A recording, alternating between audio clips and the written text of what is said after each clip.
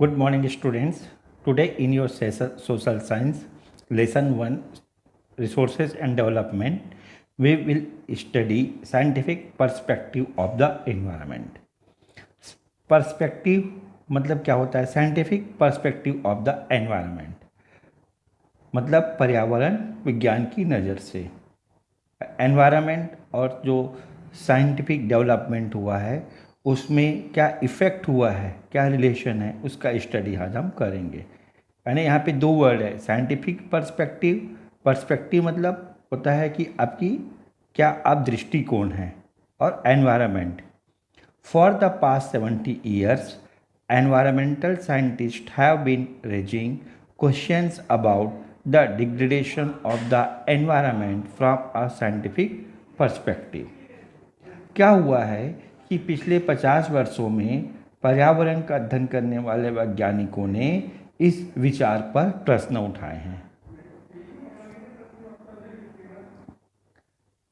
Raising question about the degradation of the environment. Degradation का मतलब होता है कि जो नुकसान हुआ है, राइट, इन्वायरमेंट में। जैसे कि फॉर एग्जांपल इन द, देखिए अब ये डिग्रेडेशन का एग्जांपल है। For example in the decade of 1950s many people noticed that they seldom heard the chirping of birds or the buzzing of bees and insects in many parts of America. उदाहरण के लिए 1950 के दशक में क्या हुआ, America के कई क्षेत्र में लोगों ने पाया कि उनके इलाकों में पक्षियों की चहचहाहट सुनाई नहीं दे रही है, और न ही वे कीट पतंगों की और मधुमक्खियों की आवाज़ को सुन पा रहे हैं।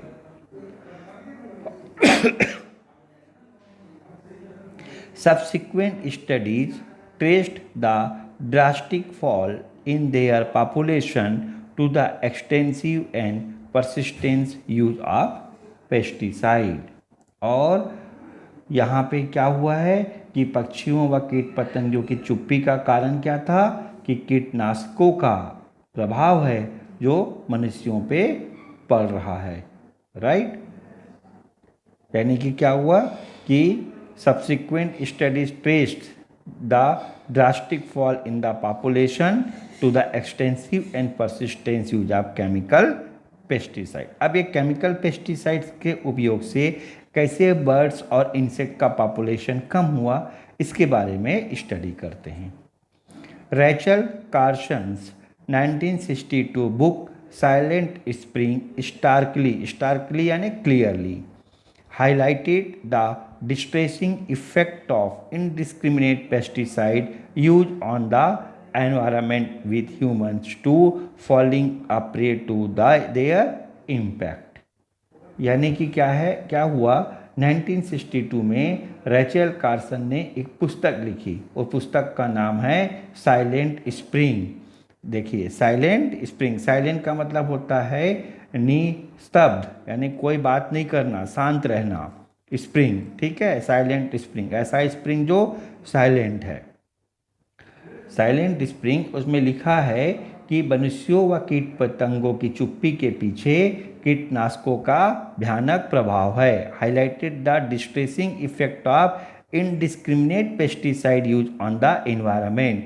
डिस्ट्रेसिंग इफेक्ट का मतलब भयानक प्रभाव, distressing effect of indiscriminate pesticide use on the environment, यानी कीटनाशकों का भयानक प्रभाव है। विथ ह्यूमन्स टू, यानी जो मनुष्यों पर भी पड़ रहा है। Falling a prey to their impact, falling a prey to their impact का मतलब मनुष्य, यानी कि जो कि उनके शिकार हो रहे हैं, राइट, या जो उनके जिनके ऊपर प्रभाव पड़ रहा है। फॉर एग्जाम्पल हर research showed how human activities damage the environment and effect human lifes as well. यानी कि मनुष्यों पर भी उसका जो प्रभाव कैसे पड़ रहा है, इसको देखते हैं। For example the DDT use to eradicate mosquitoes finds its ways into fish in the lakes and rivers. क्या हुआ, मच्छरों के नियंत्रण के लिए उपयोग किए जाने वाले डीडीटी का जहर झीलों में रहने वाले मछलियों के शरीर में पहुंच जाता है। Even small amounts of this toxic chemical can contaminate and kill the fish. और जहर की इस छोटी सी मात्रा से कुछ मछलियाँ मर जाती है, मछलियाँ मर जाती है और कुछ जिंदा रह जाती हैं, right. When humans and birds consume the contaminated fish, the trace chemical residues are still enough to cause them harm। यानी कि जब ऐसी मछलियाँ जो जिंदा रह गई लेकिन उनमें तो डीडीटी का रहेगा केमिकल, तो उन्हीं मछलियों को जब इंसान और पक्षी खाते हैं तो उनके भीतर घुली रसायन की मात्रा उन्हें नुकसान पहुंचाने के लिए पर्याप्त होता है following the publication of Silent Spring, scientists around the world began conducting research on how industrial progress is affecting the environment। यानी कि रैचेल की खोज के बाद ये इस बात का स्पष्ट उदाहरण हुआ कि किस प्रकार मनुष्यों की क्रियाओं का विपरीत प्रभाव मनुष्य और प्रकृति का पड़ रहा है। इसके बाद यहाँ पे इस पुस्तक का जब प्रकाशन हुआ साइलेंट स्प्रिंग, इस प्रकाशन के बाद विश्व के वैज्ञानिकों ने औद्योगिक विकास का प्रकृति पर पड़ने वाले प्रभाव पर शोध करने लगे। Scientist around the world began conducting research on how industrial progress is affecting the environment. देखिए अब यहाँ पे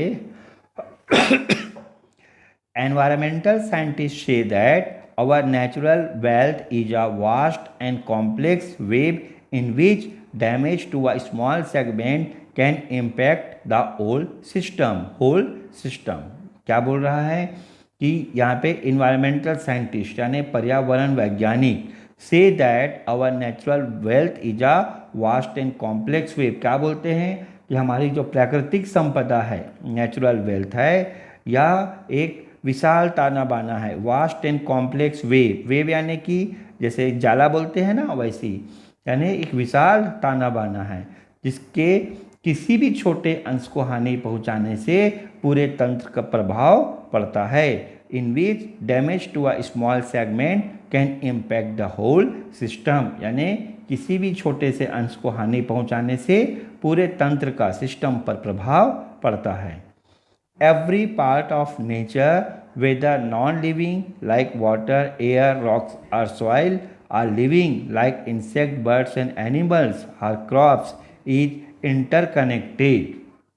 यानी कि क्या बोलते हैं कि every part of nature, प्रकृति का हर हिस्सा, whether non-living like water, air, rocks or soil, चाहे वह निर्जीव हो, नॉन लिविंग हो जैसे जल, हवा, चट्टान, मिट्टी, राइट, आर लिविंग या फिर लिविंग हो जैसे कीट पतंग, पक्षी, मानव, फसल, insect, birds, animals and crops, right, crops, सजीव हो, सभी एक दूसरे से जुड़े हुए हैं। इज इंटरकनेक्टेड यानी जुड़े हुए हैं। और एक दूसरे पर प्रभाव डाल रहे हैं। जैसे कि देखिए, an activity in one part can affect the other. और एक पर हो रहे क्रिया से देर सबेर सभी प्रभावित होंगे। इसका मतलब ये है, if we use pesticides to control insect, they not only kill the insects but also enter our body via the food grain we eat or the bodies of domestic animals via the hay they consume। जैसे कि इसका मतलब क्या है, अगर हम कीड़ों को मारने के लिए रासायनिक कीटनाशकों का प्रयोग करते हैं, right, if we use pesticide to control insect, कीड़ों को मारने के लिए कीटनाशकों का प्रयोग करते हैं, तो वह न केवल कीड़ों को मारते हैं मगर अनाज के माध्यम से हमारे शरीर में भी प्रवेश कर जाएंगे, right. They not only kill the insect but also enter our body via the food grain. अनाज के माध्यम से हमारे शरीर में प्रवेश कर लेंगे, कीड़ों को बस नहीं मारेंगे। और क्या होगा, we eat are the bodies of domestic animals, the food grain we eat are the bodies of domestic animals via the hay they consume। और अनाज के माध्यम से हमारे शरीर में भी प्रवेश कर जाएंगे और उन फसलों के जो भूसे हैं उन्हें खाने वाले जानवरों के माध्यम से भी हमारे शरीर में प्रवेश करेंगे। फिर क्या होगा? दिस टॉक्सिक केमिकल्स राइट, ये जो टॉक्सिक केमिकल्स हैं accumulate in our bodies to cause long term disease such as cancer. और फिर क्या होगा? हमारे शरीर में धीरे धीरे ये जो टॉक्सिक केमिकल है संचयित होते रहते हैं। एक्यूमुलेट यानी संचयित हो रहे रहना, और कैंसर जैसे लंबे समय की बीमारी उत्पन्न करेंगे। If we release toxic industrial effluents, ठीक है, effluents into rivers and streams, then fish and other living organisms in the water, animals drinking the water and humans who eat the fish are affected.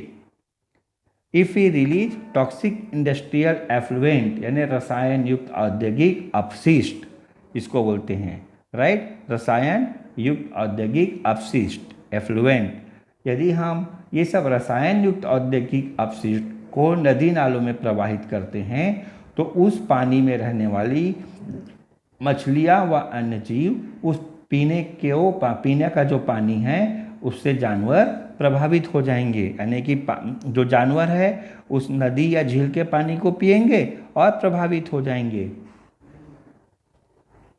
Right. If we release toxic industrial effluent into rivers and streams, then fish and other organisms in water, animals drinking the water and humans who eat the fish are affected. क्या होगा कि जैसे toxic industrial effluent है यानी रसायन युक्त औद्योगिक अपशिष्ट पदार्थ है, उनको रिवर में आपने छोड़ा, रिवर और स्ट्रीम में, उसके बाद उस स्ट्रीम या रिवर में जो फिश रहते हैं और जो लिविंग ऑर्गेनिज्म है वाटर में, ठीक है, एनिमल जो पानी पीते हैं और वो सब प्रभावित हो जाएंगे। एंड ह्यूमंस और ह्यूमन बीइंग जो कि उस फिश को खाएंगे वो भी प्रभावित हो जाएंगे, ऐसा है। In the same way air pollution, deforestation and mining activities affect the environment. इसी तरीके से हवा में प्रदूषण बढ़ने से, जंगलों में कटने से या खदानों से पर्यावरण प्रभावित होता है। In the same way air pollution से, डिफॉरेस्टेशन जंगल के कटने से या माइनिंग एक्टिविटी से ही पर्यावरण प्रभावित होता है। All this happens because all living and non-living elements on earth are intertwined. Intervene का मतलब क्या होता है? ऐसा इसलिए होता है क्योंकि हमारी धरती के हर तत्व आपस में गुथे हुए हैं, एक दूसरे से जुड़े हुए हैं राइट। अभी अब वेस्ट, नेक्स्ट टॉपिक जो है वह वेस्ट यानी आप जानते हैं अपशिष्ट, वेस्ट यानी अपशिष्ट, ठीक। They are the unutilised and discarded components of the production and consumption process. पता है आपको, उत्पादन या उपभोग के बाद, ठीक है, उत्पादन का मतलब होता है प्रोडक्शन और उपभोग यानी कंजप्शन, कंज्यूम करना, उपभोग करना।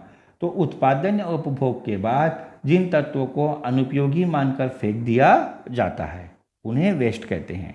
दे are the unutilised and discarded components of the production and consumption process. उत्पादन या उपभोग के बाद जिन तत्वों को अनुपयोगी मानकर फेंक दिया जाता है। Examples include the baggage that is thrown away after extracting juice from sugar cane, the wrapper we throw away after eating a packet of biscuit, the unusable portion of the raw material used in factories, or the chemical laden water and smoke released after production. उदाहरण क्या है? Example, गन्ने का रस निकालने के बाद गन्ने का जो ऊपर का जो बैगेज होता है जिसको खोई बोलते हैं, राइट, उसको फेंक देते हैं। पहला, bagasse that is thrown away after extracting juice from sugar cane. आप शुगर केन यानी गन्ने का जूस निकालते हैं और गन्ने का ऊपर का जो बैगेजेस जिसको बोलते हैं, ठीक, उसको फेंक देते हैं।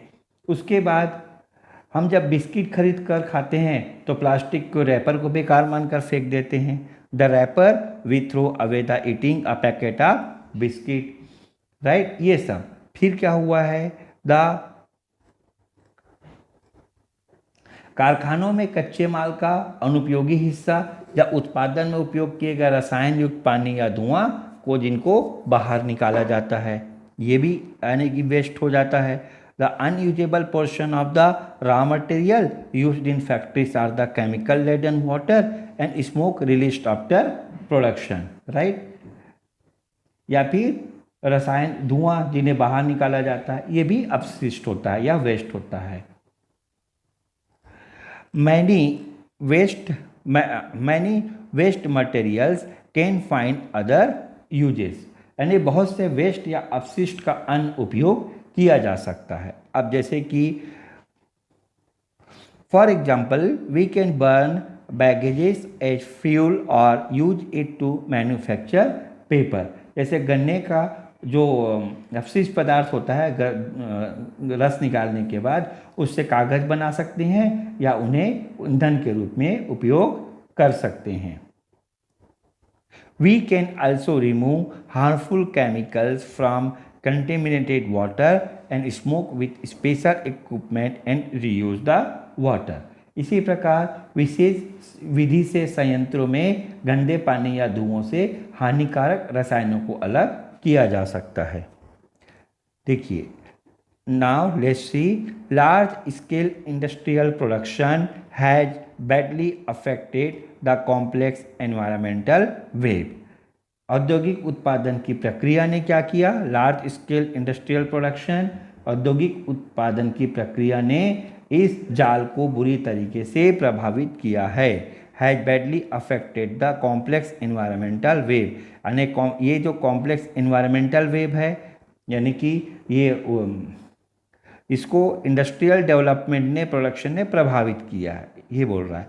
The earth natural resources are not inexhaustible, यानी कि पृथ्वी पर जो प्राकृतिक संपदा है वह असीम नहीं है, इनएग्जॉस्टिबल, राइट, असीम नहीं है। Using them indiscriminately will deplete them permanently. अब यदि हम इसका उपयोग अंधाधुंध करेंगे, बिना सोचे समझे करेंगे, तो यह संपदा हमेशा के लिए खत्म होती जा रही है। Our natural resources will be lost for good at our current rate of utilising these asset, यानी आज हम जिस मात्रा और तरीकों से संसाधनों का उपयोग कर रहे हैं वह इस संपदा को नष्ट कर देगी। Many rivers are turning into open drains, नदियाँ जो है वह नालों में बदल रही है, नदियाँ नालों में बदल रही है। Many rivers are turning into open drains. Land and water are prone to pollution, right, land and water यानी भूमि और जो पानी है वह प्रदूषित हो रहे हैं। The impact in coming years will be grievous, impact in coming, the impact in coming years will be grievous, इसका मतलब आने वाले वर्षों में इसके गंभीर परिणाम होंगे, विल बी ग्रीवियस।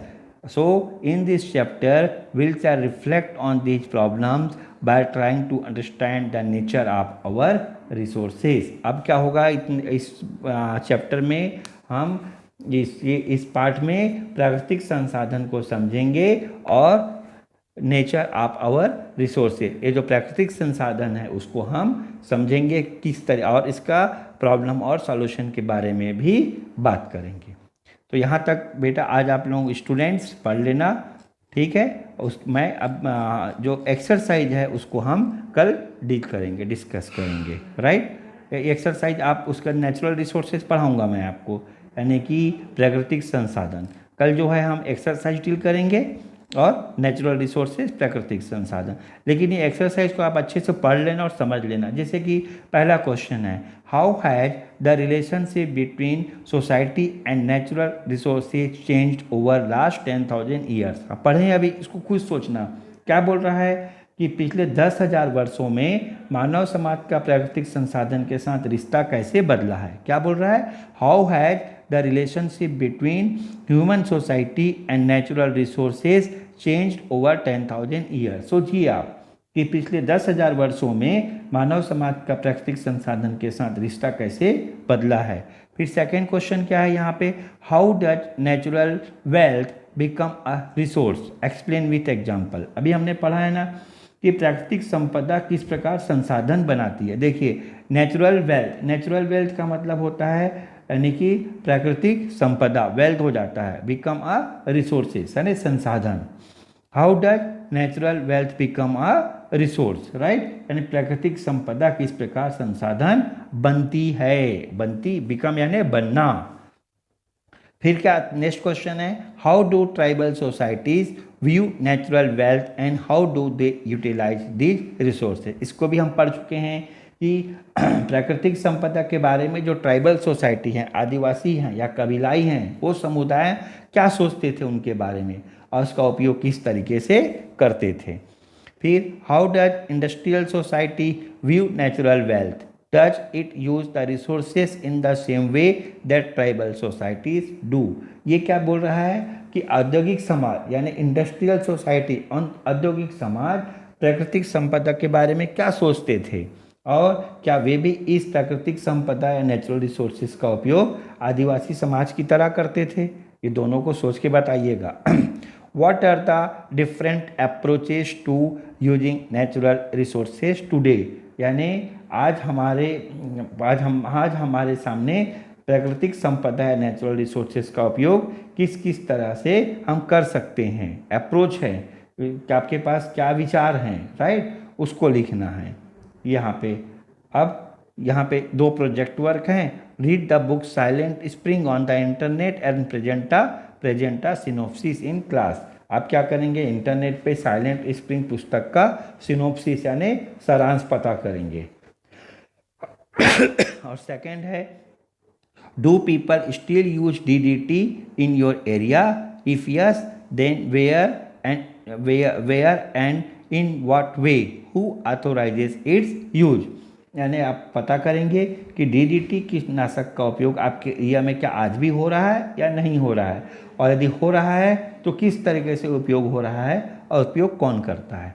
ये देखिए जितने भी क्वेश्चन है ना, ये आंसर बहुत इजी हैं। अगर आप सबको पढ़ेंगे ऊपर में मतलब पूरे लेसन्स को, तो फिर आपको समझ में आ जाएगा। इसका पार्ट ये 4 है, राइट, 1 2 3 4 पार्ट को पूरे अच्छे से आप पढ़ना इसको, तब समझ में आपको आ जाएगा, राइट। ये जैसे मैंने पढ़ा दिया है इस लेसन को पूरा, our relationship with natural resources से लेके, ये आपका यहाँ पे हम प्राकृतिक संसाधन या नेचुरल रिसोर्सेज को हम फिर पढ़ेंगे कल, और पूरे क्वेश्चन आंसर कंप्लीट करना।